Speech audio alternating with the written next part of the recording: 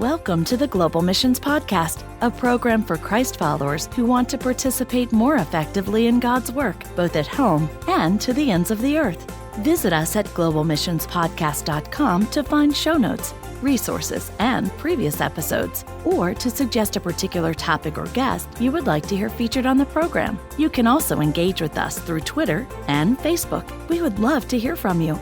And now, here's your host, Rob Magwood, better known to his friends as Mags. Hi, everyone, and welcome to this episode of the Global Missions Podcast. Today, we'll be revisiting some foundations of missions. Together with an experienced pastor, we're going to consider what the Bible has to say about God's heart for the nations, and then get some perspective on global missions from the pastor's point of view. Just before we get to the interview with Terry Young, we'd like to share with you this missions resource. Reach Europe, change the world. Greater Europe Mission focuses its ministry to the needy continent of Europe and countries closely associated geographically. GEM, a family of over 300 missionaries, is committed to reaching Europe by multiplying disciples and growing Christ Church. To learn more about GEM and the opportunity to serve in Europe, visit www.gemmission.org. And now, here's today's interview. Hi, everyone, and welcome again to this episode of the Global Missions Podcast. Our guest today is Pastor Terry Young.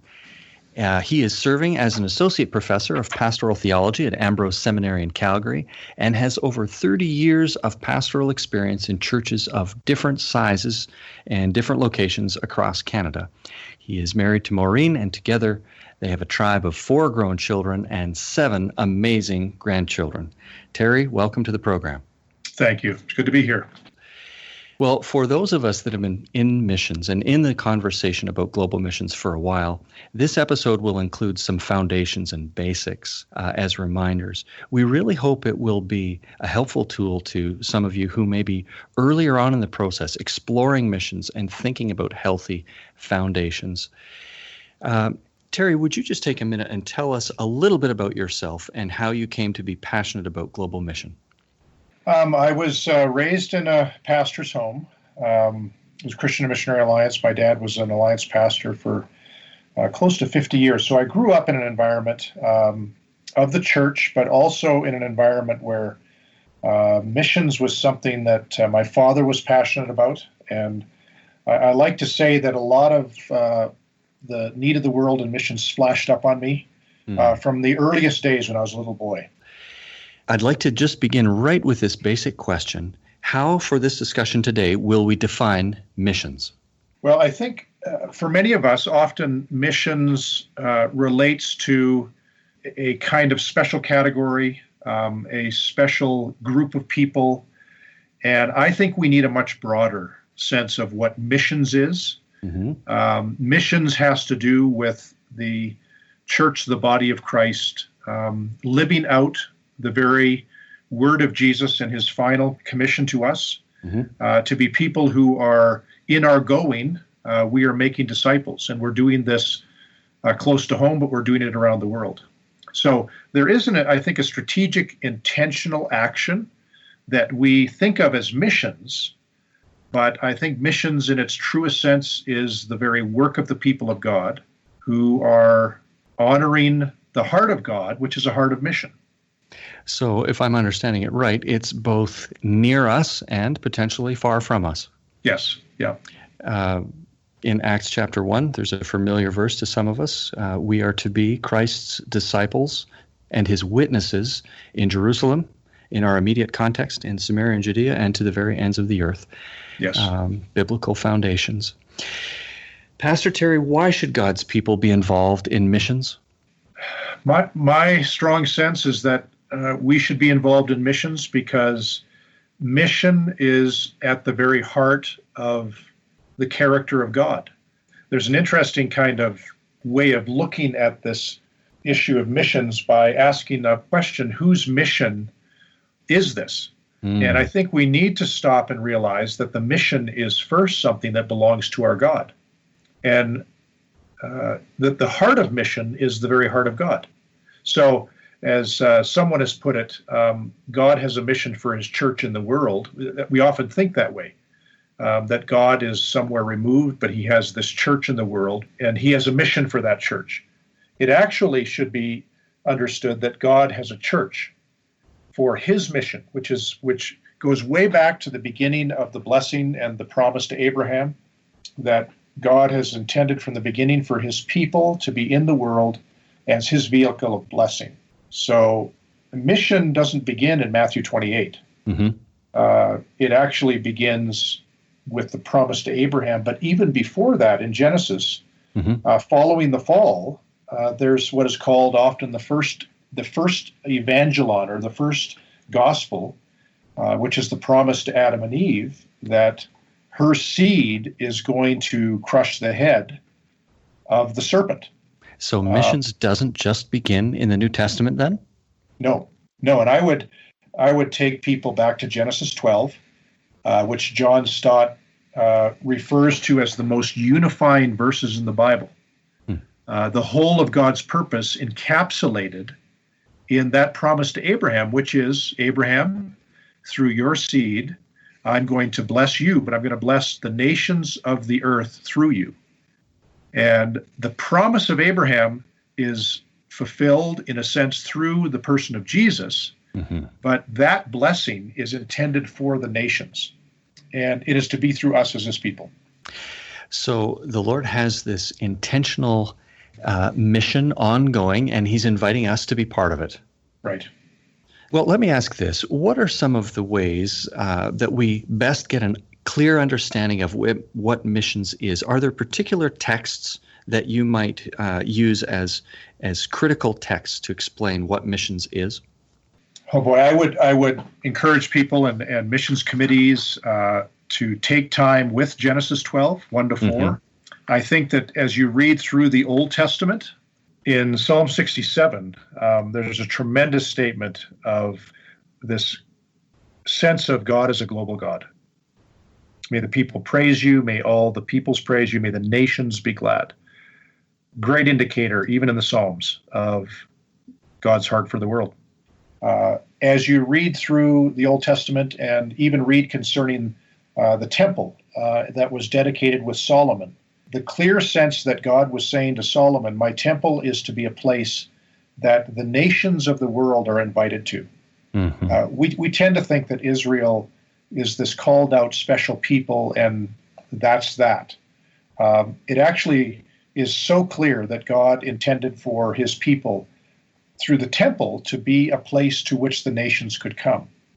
You read through the story of Jonah. You can't help but read Jonah and realize that God's heart is for the nations, the people groups that are spread across the world, even ones that are seemingly under the judgment of God. God still desires to show mercy. So if you read the scriptures with this mission of God at the heart of who God is, you begin to see all kinds of indicators. When you go to the Gospels, for example, I believe there are 28 encounters that Jesus has with non-Jewish people. It indicates to us something about the fact that certainly God has called his people Israel, and he used them in history, but God's heart is for the nations. And it is through his people, with Abraham, he desires to bless the nations. So we see that God's mission is clear through the Old Testament and the New Testament both. Is missions optional for the church today? No, I think based upon that biblical witness that begins in the very book of Genesis all the way through to the book of Revelation, missions is not an option. It is not a kind of category that we can sort of put off to a corner and say, well, there's certainly people, we thank God that there are people who do that. Missions is so at the heart of who God is that we are God's people and we are to be on God's mission, which I often think of it as we are to be on God's mission to bless the nations. He has blessed us. We're to be a people of blessing, and we are to continually have our eyes open to how is it that we bless our community, our city, our country, the world. Mm-hmm. And that is the work of God's people, to Right. be in the work of blessing through the gospel. Well, I'd like to talk with you a little bit, tapping into your experience as a pastor and understanding that you have pastored different congregations of different sizes, some of them very substantial size. First Alliance in Calgary, a very substantial church. And so these next questions are about that experience that you have. We would really like to cultivate great conversations and great relationships between pastoral leadership and missions leadership in local churches. Yeah. And so I'm going to invite you to speak. If you could imagine us having a group of missions committee people here with us, and then you are bringing your experience as a pastor. What are some of the ways that over the years you really sought to cultivate missions awareness in your church? How did you as the pastor advance that vision for global mission? That's a multi-pronged kind of approach. Mm-hmm. I think if I was sitting with a missions committee, I would ideally like to have, around that missions committee, lead pastors or senior pastors or solo pastors of congregations, and really speak to both of them. I would speak to my colleagues who are in pastoral ministry to be, as pastors, expanding our own sense and awareness and grasp of this, what we have just talked about, that God is a God of mission, and he has a people that he has invited into that mission.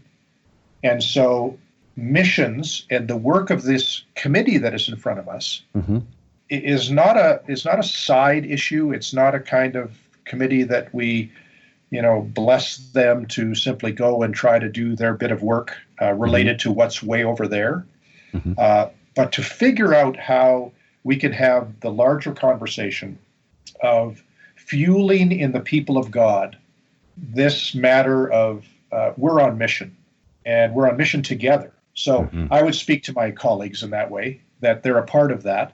And then to missions committees, I would say that your work in a local church is not easy these days, because many, many people carry a mental model that brackets missions as a category or as a side issue, or it's something else the church does, but other people take care of it. Right. So you're actually up against quite a challenge of helping people get their own hearts in sync with the very mission of God. So your work is hard. It's a difficult and challenging work. That's why pastors and missions committees have to work together. Pastors, I'd encourage pastors to have presence in those mission committee meetings. It doesn't mean you need to be there every time they meet. Okay. But I would encourage you to be involved on some kind of rotational, regular basis. Be in those meetings with these people who are seeking to fan the flame of this idea of we're on mission with God. Well, from the pastor's study, if I could say it that way, in your leadership post there, I'd like to ask you both the positive and the negative side of the same question. What are some things that you've seen missions committees do that have been wonderful, that you've been encouraged by, that have been helpful to you? And as a pastor, maybe there have been some things that you've seen them do that drive you crazy. Why don't we start with the things that kind of annoyed you or were troubling along the way? Let's start there. Well, I think the trouble is created by a gap of connection and communication. And it goes both ways. If a pastor isn't communicating with the missions committee about how this can fit in the larger picture of the ministry, that frustrates missions committees. Missions committees sometimes are frustrated by that lack of connection, so they will just simply go and do all kinds of things without that connection or communication with the pastor.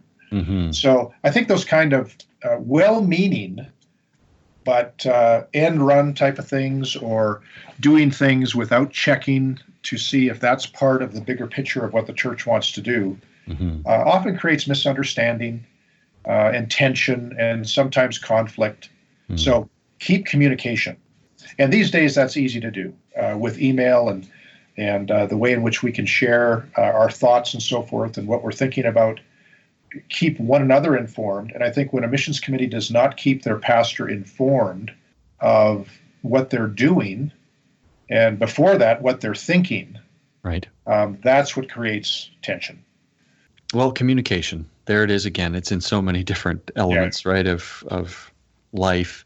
But do a great job of communicating both ways. That's what I've heard you say. Yeah.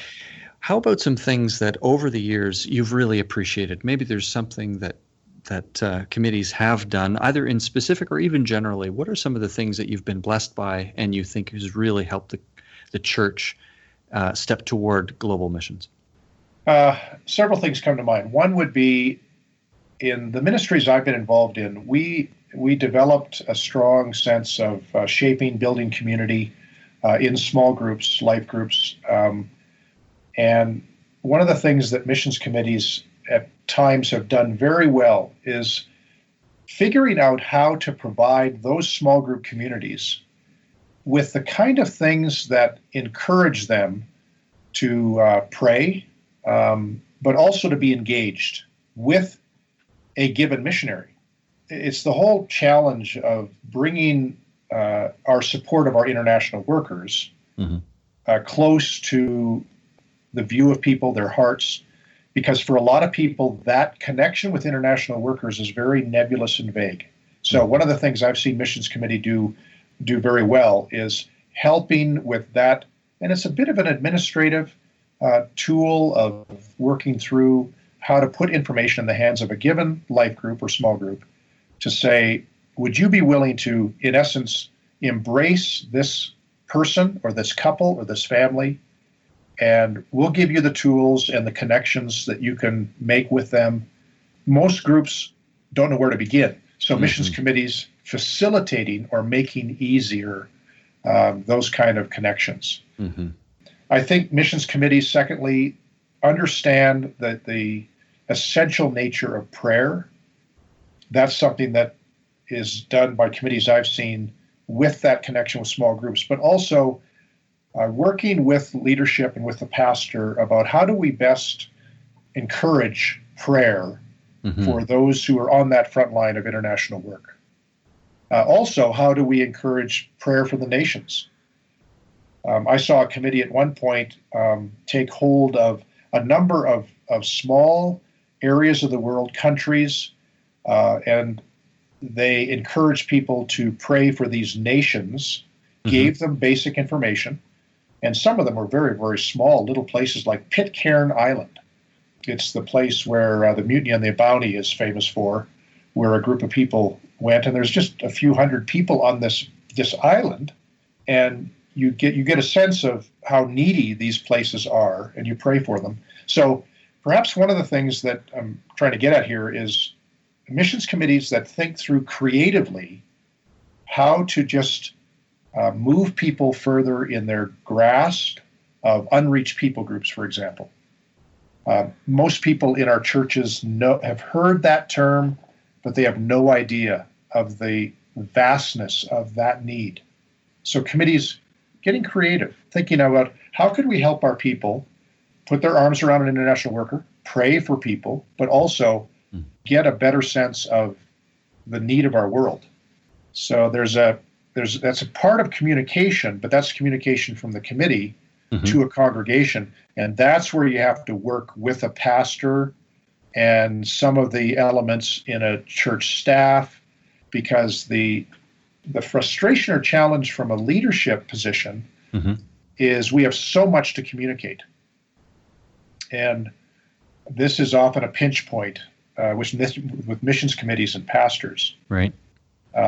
Everyone wants platform time, as we call it. Right. Everyone wants to have some kind of air time. And probably in large churches, dozens of ministries would love to have airtime. So there's no easy answer to that other than just having good conversation. And for missions committees to be patient with that and figure out with their pastor how we can do that. If we don't get platform time as much as we want, maybe there's other ways we can profile the need of the world. Yeah. Very poignant observation, especially in some of North America where most of our listeners reside. Evening services, for example, where there used to be opportunity to have a missions presentation or sometimes midweek meetings. In some cases, those have disappeared and been changed. And so we need to reconsider some of those means of communications. And I did hear your caution again, even with that creativity, it needs to come the internal communication with the pastor or pastoral team. So it's not interpreted as, to use your words, an end run or not in concert with other efforts. Yeah. But if a missions committee is willing to go to a pastor and say, Pastor, if we create some creative ideas for communication, can we bring those to you and discuss those with you? So simple things like providing, every small group in our church, provide each one of them a file that would be perhaps an international worker. Each group gets an international worker. We'll work on the creative kind of content. Or saying to your pastor, if we go to work and we capture a brief, 5 to 7 minute story piece in audio or video from an international worker, can we work to get that put into the hands of a small group leader? And they can plug it in their computer and share it with their group, because the old style of we had missions moments, we had missionary kind of communication, maybe at an evening service or a prayer meeting. Actually, there's very few people who really saw that. And technology today allows us to do so much more by way of storytelling and to diffuse it in many different directions. So be creative. Well, it'll be helpful ideas for some of the missions committee people listening. I wonder if you would comment on the value of having been overseas yourself personally as a pastor. What impact has that had on you? I've had the opportunity to travel to a number of different countries, Philippines, Turkey, South America, Peru, a number of countries in South America. I think what it does for you is it certainly, for me, it caused me to realize that those who work on the front line in that strategic and intentional work of what we call missions, these are people just like us, but there is a dynamic, a quiet strength. Often there's a very entrepreneurial spirit that you evidence, and you discover something about what it is to walk with God in sometimes very challenging places. It raises the level of appreciation, and it certainly spikes your prayer awareness, but it motivates you to pray in different ways, because you realize this work is challenging work.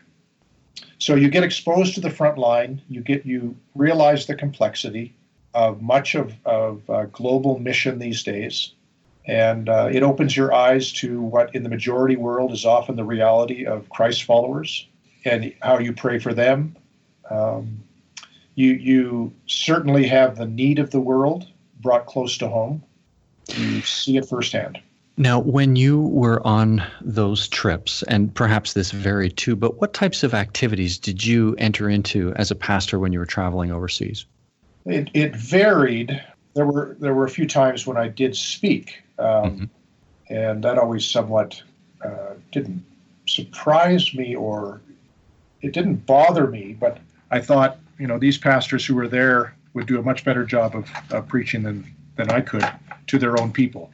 I'm sort of the, outsider who comes in and preaches. The other thing we did was we simply had opportunity to travel with a few missionaries and actually have them just communicate the reality of their work. We had some contact with pastors, so we would go and encourage pastors in their work. But a lot of it was just getting a sense and a feel for what their work involved. I haven't been on other short-term trips that involve, the building of something or rebuilding of something. Mine the nature of the trip was different. Sure. But those experiences then enabled you to be an advocate Right. with a greater sense of awareness for what's going on the ground there. Yeah. Just as we wrap up now, I wonder if you could offer a word of encouragement to other pastors who are listening. How would you encourage them after your experiences over the years? How would you encourage pastors as they think about global missions? I'd encourage my fellow pastors to take the opportunity to, these days, refresh yourself on what the mission of God is really all about. Mm-hmm. And there are a number of great things that can help you do that. There's a recent work by Chris Wright that I think is one of the best works these days on the mission of God. That's the title of the book. And it is his way of helping to unlock, as he says, the Bible's grand narrative. I think theologically, many pastors are well grounded, and it's a good refresher to remind our own hearts as pastors who lead that at the heart of everything we do in our local church is this mission of God.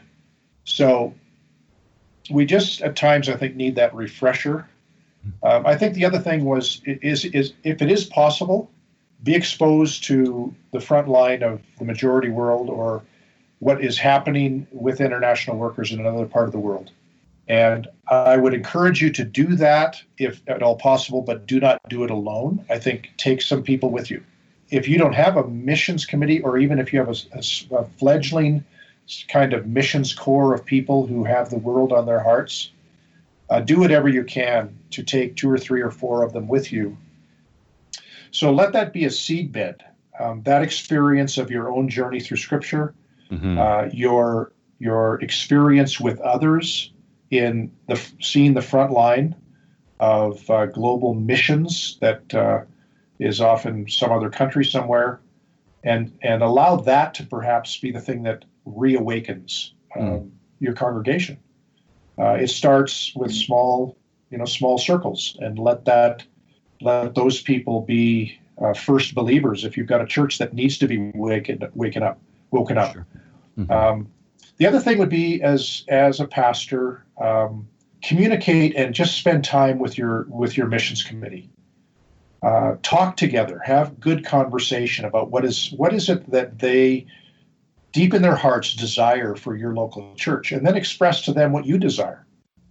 We often have a similar desire. We're coming at it differently, and we just need to have good conversation and give each other permission to express what's in our hearts. And then as a pastor, don't be afraid to share with your missions committee that at times there are restraints that are placed on what it is we desire to have on the platform. There are just real pinch points there, and let's work together on other ways, and let's also try to see how we can provide as well some airtime and platform time for the whole congregation, but be patient. Those are a few things that come to mind. It's good, wise advice, and we appreciate very much your taking the time to share some of these ideas. Terry, thank you very much for being on the program today. Thank you. Thanks. Appreciate it. Good to be with you. Well, we hope that you have found this episode to be informative and encouraging. Remember that if you've been driving or riding while listening, we have taken show notes, and you can find those on our website at globalmissionspodcast.com. We also invite you to participate in the conversation with us, and you can reach out to us through the website or on our Facebook page or through Twitter. We always welcome your encouragement and suggestions and discussion as we engage in these topics. That's all for today. The Global Missions Podcast is produced by the Jaffrey Centre for Global Initiatives and Send International of Canada in collaboration with other like-minded agencies. On behalf of our team, thanks for listening, and we invite you to join us again in 2 weeks when we continue to explore this grand adventure of being Christ's witnesses to the ends of the earth.